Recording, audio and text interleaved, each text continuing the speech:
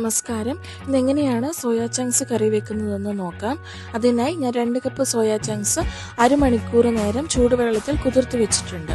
അരമണിക്കൂറിന് ശേഷം soya chunks നന്നായി കഴുകി അത് 2ആയി മുറിച്ചതിന് ശേഷം അതിൽ അബ്സോർബ് ചെയ്തിരിക്കുന്ന വെള്ളമെല്ലാം നന്നായി പിഴിഞ്ഞു കൊടുക്കുക.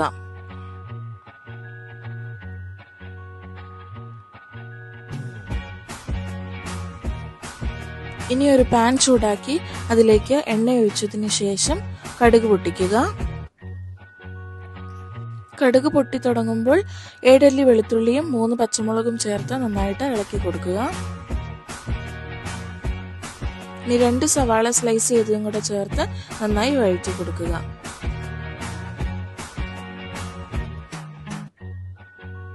സവാള പെട്ടെന്ന് വഴന്ന് കിട്ടുന്നതിനായി 1 ടീസ്പൂൺ ഉപ്പും കൂടെ ചേർത്ത് നന്നായിട്ട് ഇളക്കി കൊടുക്കുക. ഇവയെല്ലാം നന്നായി വഴന്നതിന് ശേഷം 1 തക്കാളി ചോപ്പ് ചെയ്തതാണ് ചേർത്ത് കൊടുക്കുന്നത്. ഇനി നന്നായിട്ട് ഇളക്കി കൊടുക്കുക.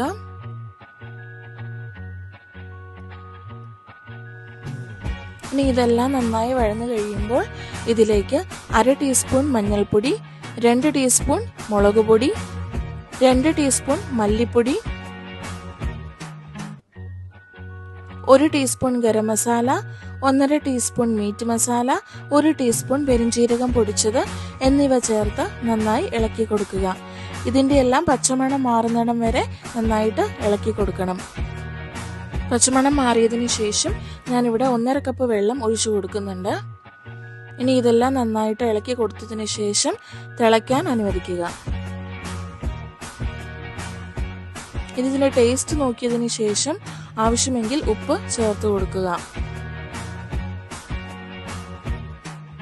ഇപ്പോൾ ഇത് നന്നായി തിളച്ചു വന്നിട്ടുണ്ട്. ഇനി നമുക്ക് എടുത്തു വെച്ചിരുന്ന സോയാ ചങ്ക്സ് ഇതിലേക്ക് ചേർത്ത് ഇളക്കി കൊടുക്കാം. Protein, fibre, omega 3 fatty acid എന്നിവയുടെ കലവറയാണ് സോയാ ചങ്ക്സ്. സോയാബീനിൽ നിന്നും എണ്ണ എക്സ്ട്രാക്ട് ചെയ്തതിനു ശേഷം വരുന്ന ബൈ പ്രോഡക്റ്റ് ആണ് നമ്മുടെ സോയാ ചങ്ക്സ്. ഇനി ഞാൻ ഈ കറിയിലേക്ക് 1 ടീസ്പൂൺ കുരുമുളക് പൊടി കൂടെ ചേർത്ത് നന്നായിട്ട് ഇളക്കി കൊടുക്കുന്നുണ്ട്.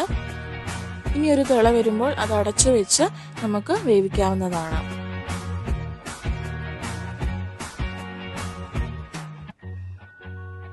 ഇപ്പോൾ നമ്മുടെ സോയാ ചങ്ക്സ് നന്നായി വെന്ത് കിട്ടിയിട്ടുണ്ട്. ഇനി ഫ്ലെയിം ഓഫ് ആക്കിയതിന് ശേഷം അടച്ചു വെച്ച് കുറച്ച് സമയം അങ്ങനെ തന്നെ വെക്കാം. അതിനുശേഷം നമുക്ക് സെർവിംഗ് ബൗളിലേക്ക് മാറ്റാവുന്നതാണ്. ഈ റെസിപ്പി എല്ലാവരും ട്രൈ ചെയ്ത് നോക്കുക. ഒപ്പം ഫീഡ്ബാക്ക് സെൻഡ് ചെയ്യുക. അതോടൊപ്പം ചാനൽ സബ്സ്ക്രൈബ് ചെയ്യുക.